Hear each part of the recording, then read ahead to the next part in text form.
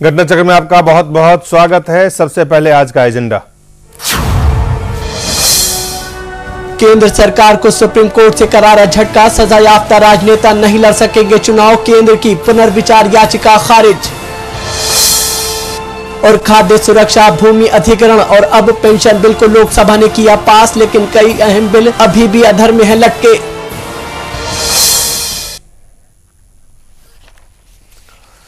और ये आज का सवाल है कि क्या जो सजायाफ्ता नेता हैं, राजनेता हैं, वाकई वो चुनाव अब नहीं लड़ पाएंगे, या जो केंद्र सरकार की अब तक प्रयास हैं, जो पुनर्विचार याचिका भी दायर की गई थी, कोशिश किया जा रहा था कि किसी भी तरह से ये राजनेता सजायाफ्ता भी जो है, अगर वो ऊपरी अदालत में जाते हैं और वो वहाँ अपील उनका मंजूर हो जाता है तो उन्हें अपने पद से हटना ना पड़े।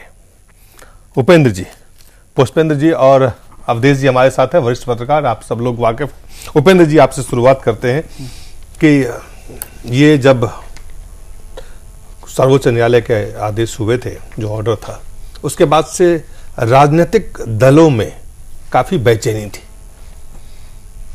तो बेचैनी को लेकर सरकार भी काफी सजग था।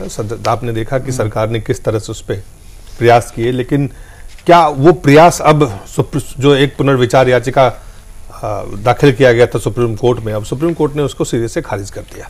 दो फैसले थे जी, यानी दोनों फैसले को आप अलग अलग करके देखिए जी। एक ही फैसला में दो बातें की गई थी।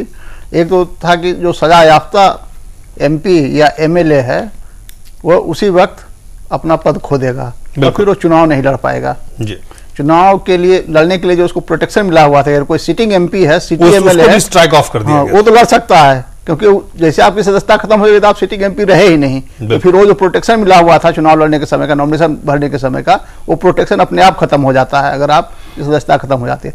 और एक दूसरा था कि अगर कोई एक दिन के लिए भी पुलिस या जुडिशियल कस्टडी में हो, अंडर ट्रायल भी हो, वो भी चुनाव नहीं लड़ सकता। तो ये दोनों, तो पहली जो बात है उस पर तो एक तरह से राजनीतिक वर्ग को छोड़ करके पूरे देश में आम सहमति हो चुकी है कि सब लोग यही चाहते हैं, कुछ राजनीतिक वर्ग के लोगों के अलावा, कि जो सजायाफ्ता एमएलए एमपी है उनका वो अपने पद से उसी समय हट जाएं और वो चुनाव नहीं लड़े। दूसरा था कि जो कस्टडी में उसका चुनाव नहीं लड़ने वाला था वो मंजूर कर ली गई। इसको है कि लोगों ने कहा कि नहीं ये गलत है, तो उसको एक करने के लिए एक बिल तैयार किया सरकार ने जी। सभी पार्टियों की मीटिंग हुई थी और पार्टी मीटिंग में इस बात पर सहमति हो गई कि सिर्फ कोई व्यक्ति पुलिस कस्टडी या जुडिशियल कस्टडी में है, अंडर ट्रायल है और उस समय नॉमिनेशन नहीं कर सकता, तो उसने सुनवाई के लिए भी मंजूर कर दिया सुप्रीम कोर्ट ने।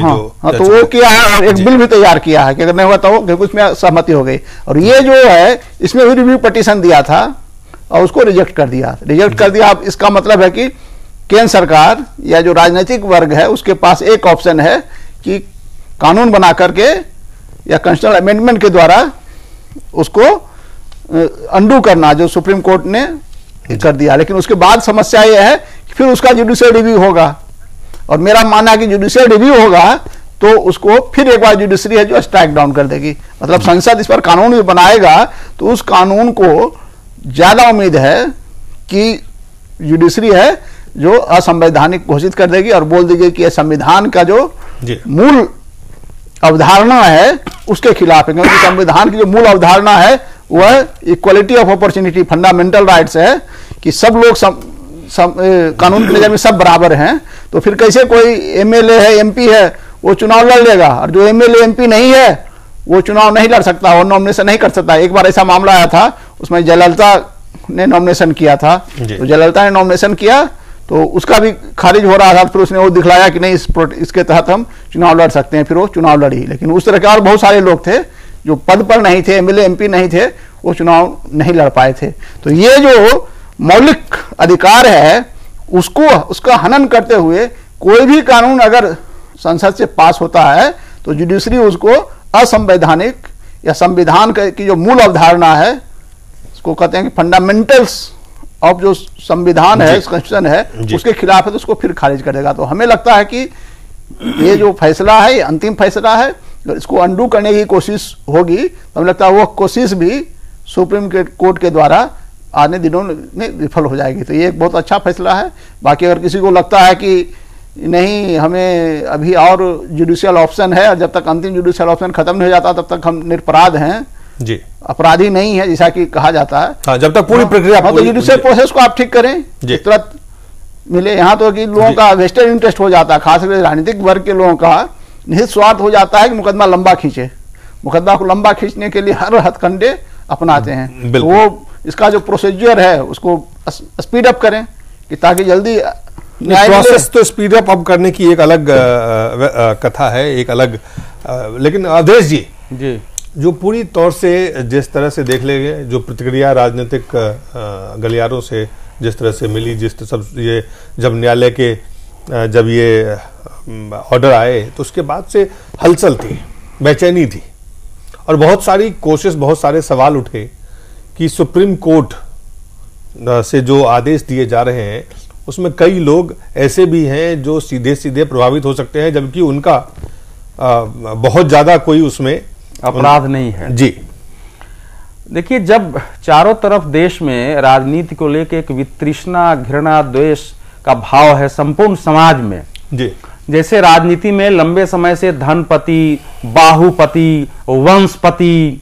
तो इस प्रकार के जब अनेक प्रकार के पति या बलि आने लगे हैं तो उसके कारण सोचने समझने वाले वर्ग के लोग के अंदर एक पीड़ा है, एक गुस्सा है कि राजनीति हमारी स्वच्छ होनी चाहिए। तो स्वच्छ होने की दृष्टि से कोई भी कदम अगर उठता है तो लोग बहुत दूरगामी दृष्टि से उस पर नहीं सोचते हैं, तत्काल सोचते हैं कि ये बहुत अच्छा हुआ। जैसे दोनों भाग उपेंद्र जी ने बता दिया है कि भाई 2 साल तक, अगर 2 साल की सजा किसी मामले में हो चुकी है, वह व्यक्ति चुनाव नहीं लड़ सकता है जी। हाँ, जेल में अगर है उस पर यह पुनर्विचार करने के लिए तैयार है जी। मेरा यहां मत दूसरा है। मेरा मत यह है कि संसदीय लोकतंत्र में राजनीति को, चुनाव को, ये सब संचालित करने की जिम्मेवारी, देश को चलाने की जिम्मेवारी मुख्य रूप से राजनीतिक प्रतिष्ठान की है।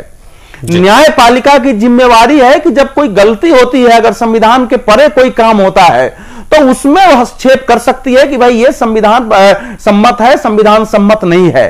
कहीं कहीं अपराध होता है, उसमें न्यायपालिका हस्तक्षेप कर सकती है, लेकिन न्यायपालिका लोकतंत्र का स्वरूप निर्धारण करने लगेगी, यह बहुत भविष्य की दृष्टि से खतरनाक स्थिति होगी, मैं ये मानता हूं। पहली बात।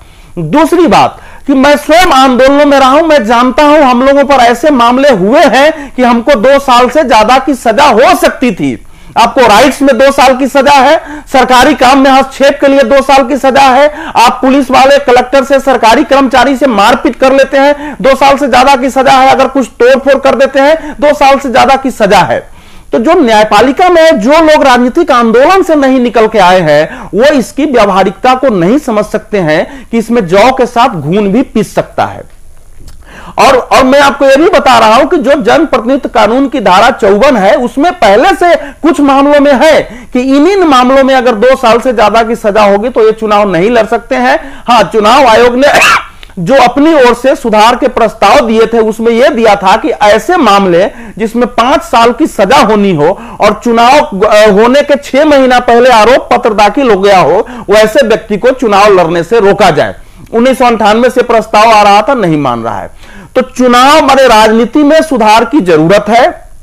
चुनाव में बाहुबली, धनपति, अपराधी ऐसे लोग ना आए, इसको भी रोकने की जरूरत है। लेकिन मैं ये मानता हूं कि उच्चतम न्यायालय ने जो बिल्कुल एक टके सिर भाजी, टके सिर खाजा की तरह जो फैसले दे दिए हैं उससे इसका निदान नहीं होना है। और मैं इस पक्ष में हूं कि राजनीति को इसमें हस्तक्षेप करके और वैसा रास्ता निकालने की कोशिश करना चाहिए। आज अगर नहीं निकलता है तो मैं आपके साथ, आपके चैनल पर बार बार कह सकता हूं कि ये सारे सुधार जो है जन आंदोलनों का विषय है।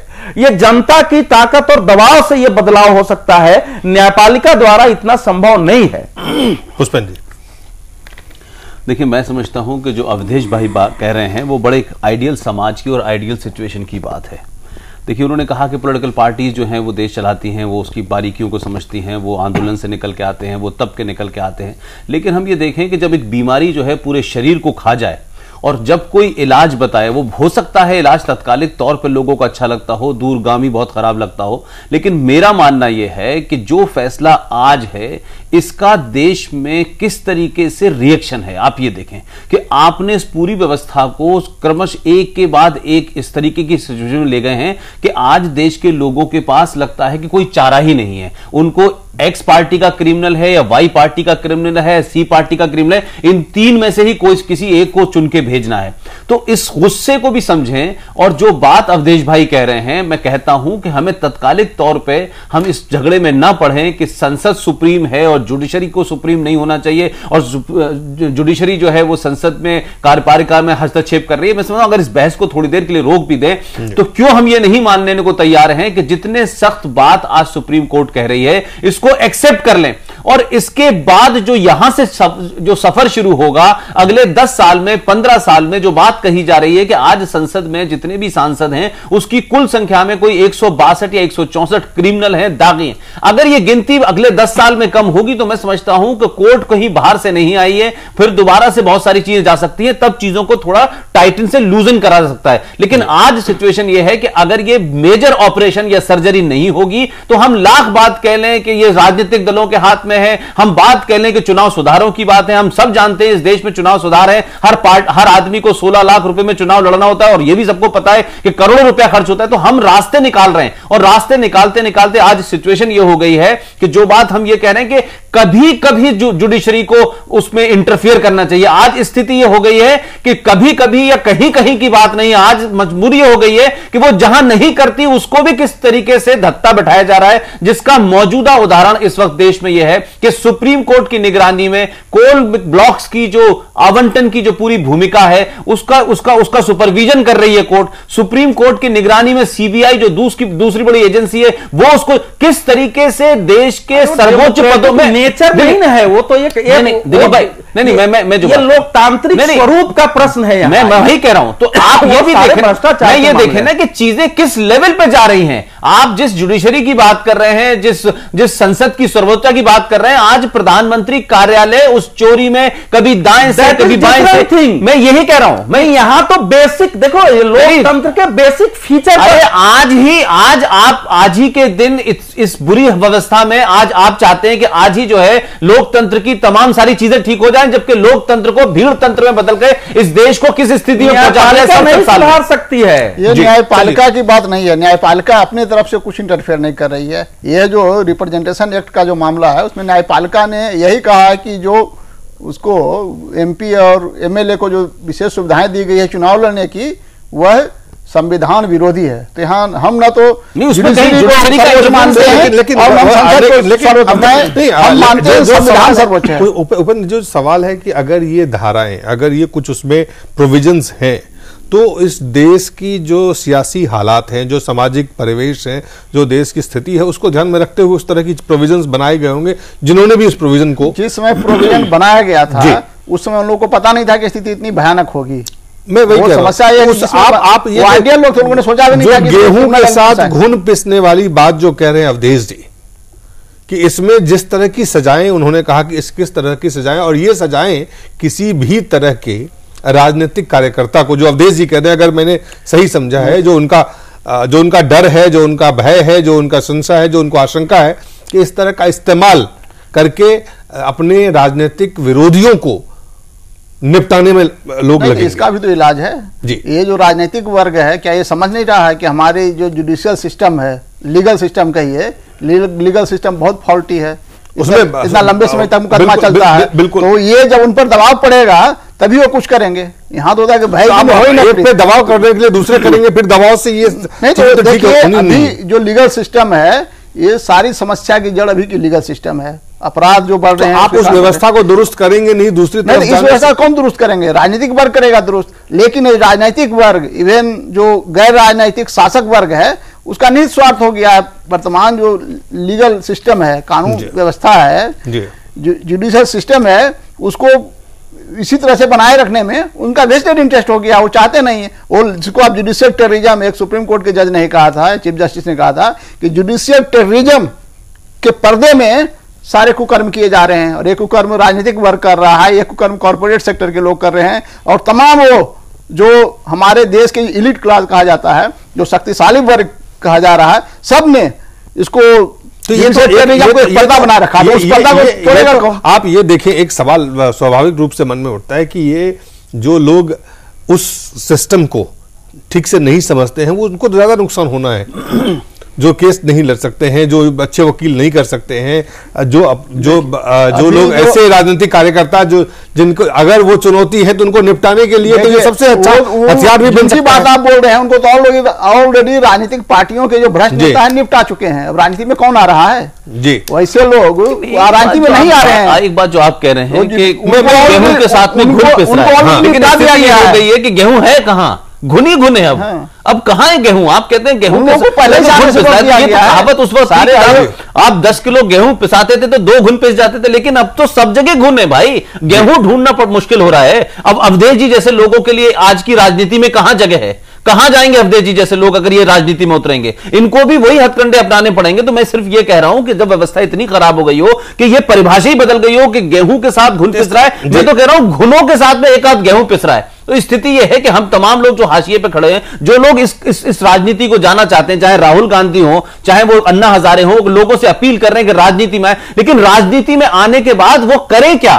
वो जो पूरा रास्ता है उसको तो ऐसा बना दिया है कि उसमें क्रिमिनल, बलात्कारी, लुटेरा, बदमाश वही पहुंच पा रहा है। से जो राजनीतिक हलकों में इस द्वंद में जो है तीसरे को भी अवसर दीजिए। मैं आपके पास आ रहा हूं अवधेश जी। राहुल मिश्रा हमारे संवाददाता हैं संसद से, और वहां पे किस तरह की प्रतिक्रिया आई है राहुल?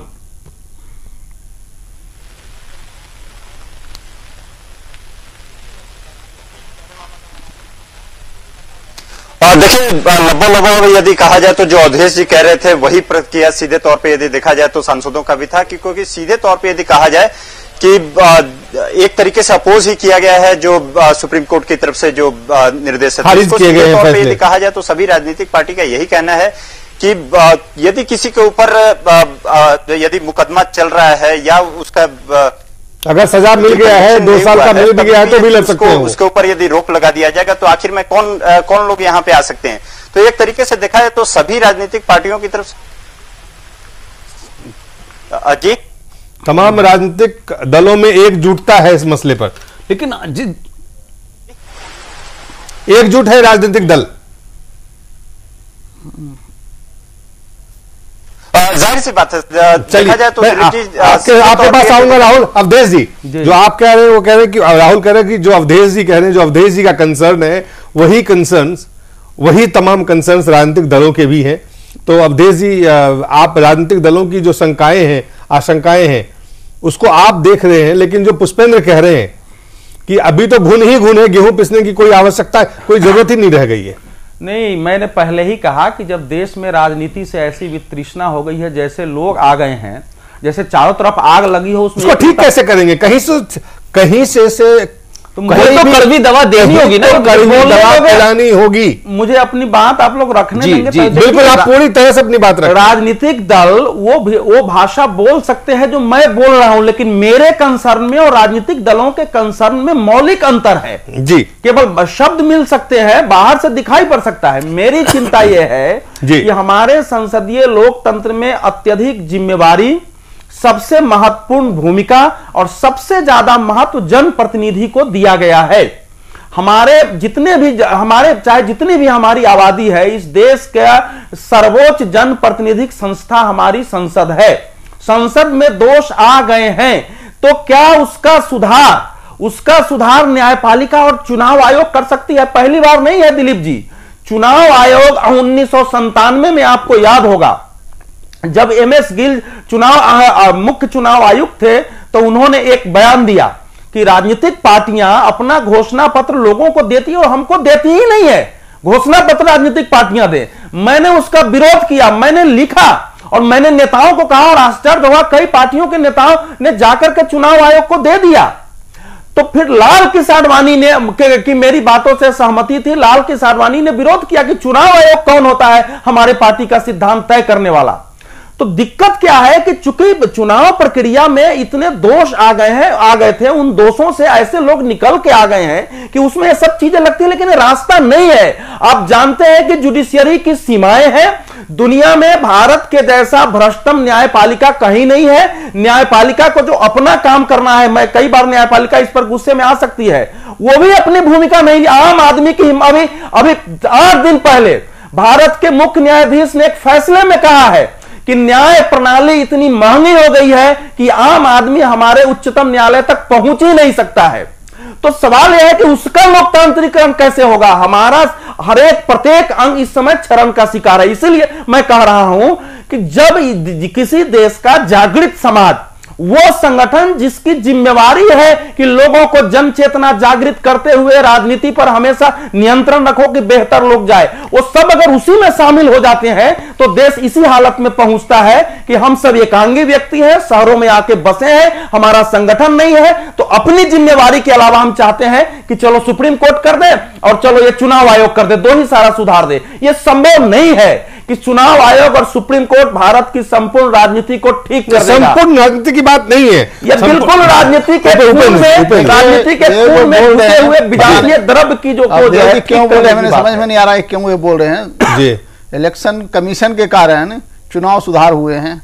20 साल पहले जो चुनाव होते थे उसमें कितने लोग मारे जाते थे, किस तरह से बूथ की लूट होती थी, किस तरह से जो समाज के जो कमजोर वर्ग के लोग हैं उनको वोट देने नहीं दिया जाता था, तो और कितनी अराजकता थी चुनाव प्रचार के दौरान, चुनाव के दौरान, चुनाव के बाद के में इतनी हत्याएं होती थी। आप पता कर लीजिए बिहार में, उत्तर प्रदेश में, बंगाल में, पूरे देश भर में। तो ये कैसे रुकी है? इलेक्शन कमीशन के कारण। जब इलेक्शन कमीशन ने अपने आप को असर्ट करना शुरू किया, टीएन सेशन ने इसकी शुरुआत की और अच्छी बात रही कि टीएन सेशन के बाद के भी चुनाव आयुक्तों ने उस प्रक्रिया को जारी रखा। उसके कारण फिर एडमिनिस्ट्रेशन को अपने हाथ में लेना शुरू किया कि चुनाव के समय एडमिनिस्ट्रेशन आ जाएगा इलेक्शन कमीशन के हाथ में, तो उसका ये फायदा हुआ। नहीं तो जो मनमाने तरीके से सब कुछ हो रहा था और रुका। तो अभी अगर कुछ फेयर चुनाव हो रहे हैं पहले से, अब एक है कि वोटिंग पैटर्न अभी तक चेंज नहीं हुआ है, लोगों को जो वोट देने का जो जाति और सांप्रदायिकता आधार है ये अभी बहुत बड़ी समस्या है। लेकिन पहले की अपेक्षा बेहतर ढंग से वोटिंग हो रहा है, पहले की अपेक्षा निष्पक्ष चुनाव हो रहे हैं और ये सब राजनीतिक दलों के कारण नहीं हो रहा है, ये सिर्फ और सिर्फ चुनाव आयोग के कारण हो रहा है। अगर निर्वाचन आयोग ने अभी जो ये बढ़ रहा है, क्या बोलते हैं, वोटिंग परसेंटेज बढ़ रहा है, इसमें भी निर्वाचन आयोग का हाथ है। जहां राजनीतिक दल विफल हो जाते हैं वहां चुनाव आयोग है जो काम करने लगता है। इसने जो कॉन्सियसनेस बढ़ाना शुरू किया, कॉन्सियसनेस तो चेतना तो राजनीतिक पार्टियां भी बढ़ाती है चुनाव की वोट देने के लिए जाओ, लेकिन निर्वाचन आयोग ने जो चेतना फैलाई उसके कारण 10 से 12% पूरे देश भर में एवरेज वोटिंग परसेंटेज बढ़ा है। और निर्वाचन आयोग उसका क्यों नहीं मांगेगा? हमारा तो ये कहना है कि निर्वाचन आयोग तय कर दे कि आप मनमाने ढंग से चुनाव घोषणा पत्र नहीं जारी कर सकते। वह चुनाव घोषणा पत्र में वह बात नहीं आप डाल सकते जो आप इंप्लीमेंट कर ही नहीं सकते चुनाव के बाद। आप लोगों को क्यों बेवकूफ बना सकते हैं? तो राजनीतिक पार्टियां लोगों को बेवकूफ न बनाए, इसकी भी निगरानी इलेक्शन कमीशन को करनी चाहिए। और राजनीतिक पार्टियां जिस तरह से बेतरतीब ढंग से, गैर जिम्मेदार ढंग से उसके नेता बिहेव कर रहे हैं, उस पर भी हम कुछ निर्वाचन आयोग ही लगा सकता है। आप कांग्रेस के एमपी हैं, चुनाव लड़ रहे बीजेपी से, चुनाव के पहले इतने डिफेक्शन होते हैं तो उससे तो पूरा पार्टी सिस्टम कोलैप्स हो रही है। तो इसका एक ही तरीका है कि जितनी भी पार्टियां हैं अपने जो सदस्य सूची है पूरा निर्वाचन आयोग को दे और निर्वाचन आयोग उसकी मॉनिटरिंग करे। ये कहीं ऐसे व्यक्ति को टिकट तो नहीं दे रहा है जो कल तक इस पार्टी का सदस्य नहीं था और ऐसे आदमी का टिकट देने से मना करे। तो मेरा तो मानना है कि इलेक्शन कमीशन को परमानेंट काम दिया चाहिए, सिर्फ चुनाव के समय ही नहीं, इलेक्शन कमीशन को देना चाहिए। लेकिन इस वक्त जो राजनेता है राहुल, क्या जो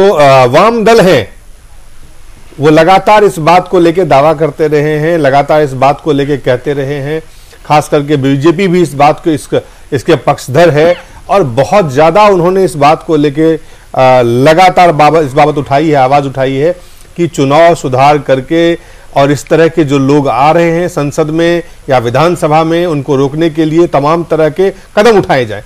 और ये एक तरफ से मांग करते हैं, दूसरी तरफ से अगर सुप्रीम कोर्ट से ये आदेश, ये निर्णय होता है तो उसका विरोध भी करते हैं।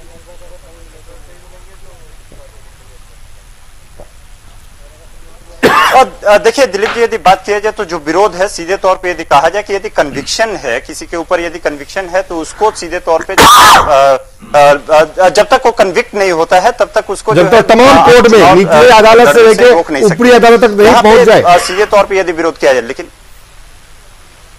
वो यही बोल रहे हैं कि जो कन्विक्शन वाला मामला है जी, उसमें भी लेफ्ट पार्टी है जो भाई जो आप बात कह रहे हैं, देखिए एक बात जो बात उपेंद्र जी ने कही है, मैं समझता हूं कि ये जीता जाता प्रमाण की बात कही है कि आप अगर किसी एक संस्था को कोई काम दें और वो संस्था अगर ईमानदारी से काम करे और उससे कुछ बुराइयां फौरी तौर पे दूर हो और वो धीरे धीरे आज ये कोई सोच नहीं सकता है कि इस देश में इलेक्शन इस तरीके से होने लगा है कि एक इज्जतदार आदमी, एक इज्जतदार महिला, एक आम आदमी, एक साधारण आदमी पोलिंग बूथ पे जाकर के आराम से वोट दे देगा। जिस तरीके की मारकाट और बदमाशी और गुंडागर्दी होती थी उसमें बहुत सारे लोग वोट देने ही नहीं जाते थे।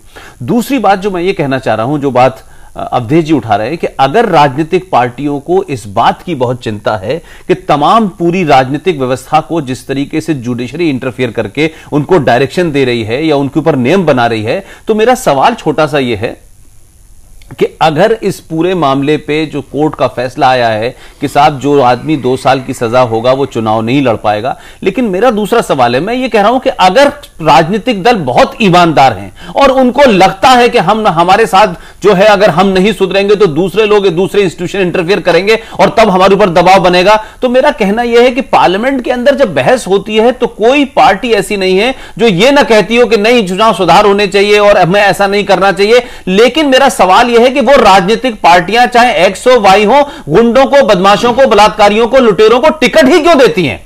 ये टिकट भी उन्हें देती हैं और फिर कहते हैं हम उनके खिलाफ हैं। तो आप जब टिकट ही नहीं देंगे तो मैदान में नहीं जाएगा, तो पता तो चल जाएगा ना कि आप कम से कम ईमानदारी से अपनी पार्टी के अंदर अच्छे ईमानदार लोगों को, वो लोग जो जिनके ऊपर कोई दाग नहीं है, वो लोग जिनको किसी केस में नहीं, आप उन सबको टिकट भी देते हैं। जब वो जीत के आ जाते हैं, आप पार्लियामेंट में बैठ जाते हैं, फिर आप एक तरीके से घड़ियाली आंसू बहाते हैं कि देखिए साहब हम तो चाहते हैं कि राजनीति साफ होनी चाहिए। उपेंद्र जी, मैं एक सवाल जो अवधेश जी कह रहे हैं उस कंसर्न्स को अगर आगे बढ़ाते हुए, जिस तरह से देश में हैव्स एंड हैव नोट्स, जिसके पास शक्ति है और जिसके पास कुछ नहीं है, लोकतंत्र और चुनाव सुधार और चुनाव आयोग की खास करके जो सक्रियता ने काफी सारे ऐसे लोगों को संसद में या विधानसभा में भेजा जो लोग बिल्कुल इन तमाम जो मुख्य धारा है उससे कटे हुए थे।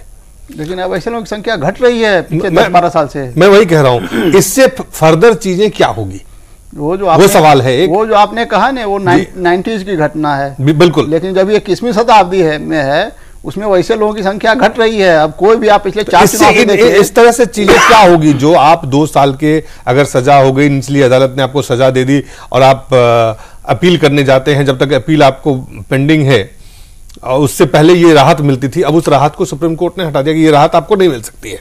अब आप सीधा अपने you will cease to become a member of Parliament और मेंबर ऑफ लेजिस्लेटिव असेंबली। तो पहली बात है कि तो ये विधायक है और एमपी है वह भी इतना कमजोर नहीं होता है कि कोर्ट में अपने आप को डिफेंड ना कर सके। ये आप उसके बाहर के जो लोगों को तो नहीं मिल रहा है।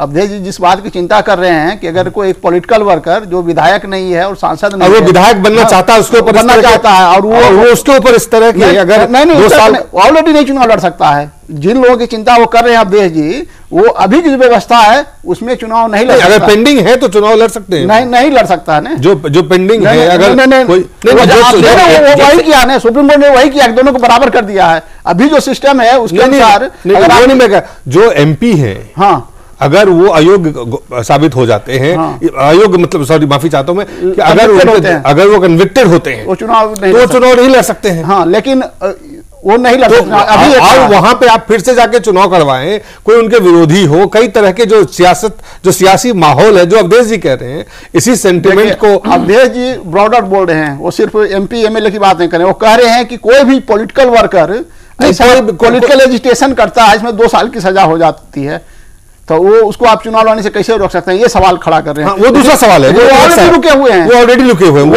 सवाल है। अभी जो है तो यही सुप्रीम कोर्ट का हैरान है, या अगर चुनाव अलाउ करना तो उसको भी अलाउ कीजिए।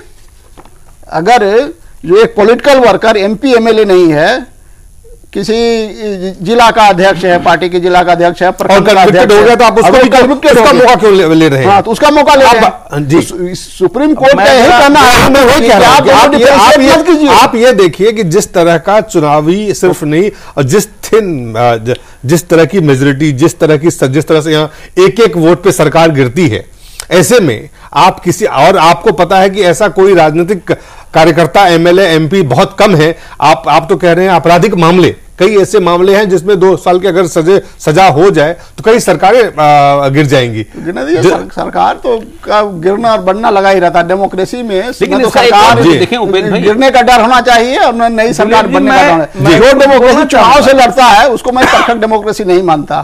चुनाव हो, साल चुनाव हो, कितने बार चुनाव हो, किस तरह से चुनाव हो, एक व्यक्ति के कारण आपका चुनाव है जो एक केस जो है, एक अदालत का एक केस अगर एक किसी भी पार्टी के एक एमपी को या एमएलए को कन्विक्ट करता है, इसको 2 साल का सजा मिल जाते तो वो सरकार गिर सकती है। इस तरह की स्थिति। अब देखिए आप सुप्रीम कोर्ट क्यों बोल रहे हैं, किसी एक व्यक्ति की डेथ भी हो सकती है, नेचुरल डेथ, तो इसका मतलब क्या है कि अब नेचुरल डेथ किसी की होनी ही नहीं चाहिए। दिलीप जी, मैं जरा इंटरफेयर करना चाहूंगा। उनका जो कहना है कि ये देखिए 3 बातें इसमें आ गई हैं। चुनाव आयोग की भूमिका के कारण चुनाव पर असर, जी वर्तमान राजनीति, सीधी बात करते हैं, राजनीति को स्वच्छ बनाने की जो कवायद है, पहली बात इसको नहीं, इसको भी ठीक से देखना होगा तभी आप समझ पाएंगे। मैं बहुत शॉर्ट में ही बोलूंगा। देखिए चुनाव आयोग की सक्रियता से भारतीय चुनाव में परिवर्तन, सकारात्मक परिवर्तन आया है, इससे कोई इनकार नहीं कर सकता है। चुनाव पर अपराधी तत्वों का वर्चस्व घटा है, ये बात बिल्कुल सही है। लेकिन हम न भूलें कि जिस राजनीतिक दल को हम गाली देते हैं उन्हीं राजनीतिक दलों ने मिलकर आचार संहिता को स्वीकृति दी है, जिसका कोई कानूनी वैल्यू नहीं है, फिर भी वो सब इसको मानते हैं। उसके कारण ये हुआ है। पहली बात तो यह है। दूसरी बात देखिए कि मैं इसीलिए कह रहा हूं कि चुनाव आयोग को यह अधिकार मिल गया कि कलेक्टर, कमिश्नर, एसपी सारे का आप उपयोग करिए, वो पूरी सुरक्षा की व्यवस्था करती है। इनकम टैक्स का जितने हमारे टैक्स डिपार्टमेंट है उनसे छापा डलवा रही है, नाकेबंदी कर रही है। इस सारे पावर देश में पॉलिटिकल पार्टीज ने उसको दिया है। इसका मतलब अभी भी राजनीति में कुछ लोग ऐसे हैं, उसने लिया है, दोनों बातें हैं, नहीं दिया, चाहे तो ले सकती है। इलेक्शन कमीशन ने सर्ट किया है। संविधान के 324 जो है, आप अगर कह रहे हैं ये ईमानदारी है तो ये वाला पूरी बात में आधी बात पर नहीं, 324 में केवल ये लिखा है कि चुनाव आयोग होगा जिसका काम शांतिपूर्ण स्वच्छ चुनाव कराना है। इतनी भूमिका है। इसके अलावा चुनाव आयोग के बारे में सर्ट किया है, मान लेता हूं उसको दिया है, किसी मान लेता हूं आपको दिया। बतलाइए कौन एक्ट बन के जरूरत नहीं है ना। आप खुद कह रहे हैं कि शांतिपूर्ण ढंग से चुनाव कराने का वादा संस्था, तो उस शांतिपूर्ण ढंग से कराने के लिए ही तो उसने पावर दे दी ना। आप आगे आएंगे तब। एक मिनट। लेकिन मुख्य चुनाव आयुक्त, पिछले 3 मुख्य चुनाव आयुक्तों ने लगातार बार बार कहा है कि चुनाव से हमने बाहु शक्ति को तो घटा दिया है, लेकिन चुनाव पर धन शक्ति का प्रभाव बढ़ गया है, जो रोकना हमारे बस में नहीं हो रहा है। दिलीप जी, आज पहली बार हमारे संसद में 306 ऐसे धनपति पहुंच गए हैं जो देश में स्थान रखते हैं अरबपतियों में। और सबसे जो विघटन हुआ है राजनीति का, आप देखिए वंश के लोग कितना भर गए हैं, 300 के आसपास। लेकिन वो बड़े नहीं, तो ये जो विकृतियां हैं, मैं कह रहा हूं इसीलिए कि एक को रोकने से दूसरी विकृतियां पैदा होंगी और इसको रोकना चुनाव आयोग को नहीं रोका जाए। आप ये कह रहे हैं चुनाव आयोग और कानून न्यायपालिका इसको नहीं रोक सकती है। राजनीति में लगातार विकृतियां हो रही है। ठीक है, ये आप एक चीज को रोक करके चुनाव को मेरा सीधा कहना है उसका उदाहरण नहीं कर सकते। ये मेरा सीधा कहना है कि चुनाव आयोग ने किया जी, उसका काम है एक ऐसा माहौल बनाना इसमें कि सभी वोटर जा करके, अब लोग जाति के आधार पर, धर्म के आधार पर वोट देंगे या रुपया लेकर वोट देंगे, तो इसमें इलेक्शन कमीशन क्या करेगा? उसका बस काम है कि जो वोटर्स हैं वो भाई भी बिना दलों को सोचना चाहिए, दल इस तरह से इलेक्शन कमीशन को ज्यादा अधिकार दीजिए ताकि वो जो पार्टियां हैं पार्टियों को मॉनिटर करे। पार्टियां जो है एकदम इससे सहमत नहीं हो सकता हूं, वो मॉनिटर करे, जो भी अपने नियम है उसका पालन करे। सिर्फ ये नहीं देखेंगे उसके लिए नियम हमें एक छोटा सा, उसके अपने संविधान के अनुसार पार्टियां चल रही है, देने वाला कोई नहीं है जी। अनुमति कभी नहीं। लेकिन अब देखिए आपके इस पूरे बयान से ऐसा लग रहा है कि आप भी उस भ्रष्ट तंत्र के हिस्से को सपोर्ट कर रहे हैं। भले ही वक्ती तौर पे आपका जो स्टेटमेंट है वो ठीक हो, लेकिन लार्जर पिक्चर में तो आप उन्हीं को सपोर्ट नहीं है। मैं उसका सपोर्ट नहीं कर रहा हूं। मैं तो बड़ी बारीक रेखा खींच है उसके बीच। मैं उस खतरनाक परिणति की ओर बहुत दूर की बात है। वो खतरा आएगा तो किसके प्रति रिस्पॉन्सिबल है? जब खतरा आएगा तब उससे सांसद है जनता के प्रति, लेकिन टू गो फॉर इलेक्शन। लोगों को लूट का अधिकार दे रहे हैं। आज भी एक एमपी के यहाँ जा सकते हो, अगर आपने डिस्ट्रिक्ट के कलेक्टर से मिलने का, आम आदमी जरा कोशिश करे किस हालत में रहता है। दूसरी बहस नौकरशाही दो अलग बात। अवधेश जी जिस बात की तरफ इशारा कर रहे हैं वो कि लोकतांत्रिक प्रणाली को मजबूत बनाने के लिए बृहत चुनाव सुधार की आवश्यकता है, वो सिर्फ एक को अगर आपने रोक दिया कि चलो 2 साल की सजा हुई, उससे आपकी कुछ सुधार, कुछ स्वच्छ होने वाला नहीं है। ये कोई नहीं मान रहा। बहुत सारे एक व्यापक स्तर पे इस सुधार की आवश्यकता है, व्यापक सुधार की आवश्यकता है और इसको बड़े स्तर पर होना चाहिए और उसकी शुरुआत राजनीतिक दल खुद करे। वो अच्छी चीज एक चीज इलेक्शन कमीशन को और कभी जुडिशरी को अगर प्रावलंबी बना देंगे कि वो चुनाव आयोग और न्यायपालिका सुधारे तो राजनीति में अच्छे लोगों के आने की और उसमें की भी गुंजाइश खत्म हो जाएगी। जब नहीं फिर जिसको चुनाव आयोग चाहेगा वही चुनाव लड़ाने लगेगा। नहीं कर रही थी तब तक बुरे लोग आ गए। परिणति है ये, हस्तक्षेप राजनीति हमारे देश की सर और उपेंद्र जी, राजनीति को मूल्यों मुद्दों पर लाने के लिए संघर्ष की जरूरत है। ये न्यायपालिका और चुनाव आयोग थोड़े करेगा। हम कब कह रहे हैं ये बात? हम इस बात पे नहीं है भाई, हुआ नहीं है, हम इस बात के सपोर्ट पे नहीं है, लेकिन हम ये देखते हैं कि सुरेश, ये तमाम सारे लोग आज राज्यसभा जिस पर्पज से बनाई गई थी, आज राज्यसभा में कौन लोग बैठे? हम सब जानते हैं हर पार्टी को चंदा देते हैं लोग, 10 करोड़ से 50 करोड़ राज्यसभा के अंदर आ जाते हैं। तो ये भी तो हम देखें कि चीजों को अवधेश जी कहते हैं व्यापक सुधार, हम उससे नहीं कर रहे, वो अवधेश भाई के साथ है कि व्यापक होना चाहिए। मैं कह रहा हूं ना कि इलेक्शन कमीशन कहेगा कि भाई इसको टिकट कैसे दे दिया तुमने, तो तुम्हारी पार्टी का सदस्य नहीं, तो लोग चलिए उसको अधिकार मिलना चाहिए। ब्रेक के बाद जल्द वापस लौटते हैं।